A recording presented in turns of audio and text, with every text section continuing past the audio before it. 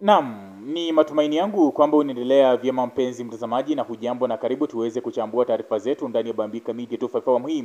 Mtazamaji, tuanze na taarifa ambapo sasa Wakenya watatu wamewasilisha kesi mahakamani ya kutaka sasa uchaguzi uweze kufanyika mwaka 2026 badala ya mwaka 2027.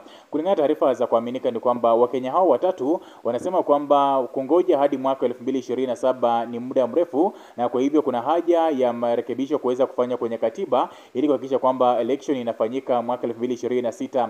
Ni jambo ambalo limeweza kuwakera baadhi ya viongozi wa chama cha UDA na pia wale ambao ni wandani wa Rais William Ruto, wakisema kwamba hilo halitawezekana. Lakini ukweli wa mambo ni kwamba Wakenya wengi wamechoka na uongozi wa serikali ya Rais William Ruto, na sasa wanataka marekebisho yaweze kufanyika. Hayo yanajiri wakati ambapo sasa yule ambaye ni seneta wa Nandi, namzungumzia Samson Cherargei, anasema kwamba sasa rais anafaa kuweza kuongezewa muda wa kuweza kuongoza taifa la Kenya hadi miaka 7 pale. Inamaanisha kwamba muhula wa kwanza ikuwe ni miaka 7 na muhula wa pili ikuwe ni miaka mingine 7. Kwa hivyo kama ameteuliwa mara mbili akuwe anaongoza kwa miaka 14 pale, jambo ambalo limeweza kuwakera baadhi ya Wakenya.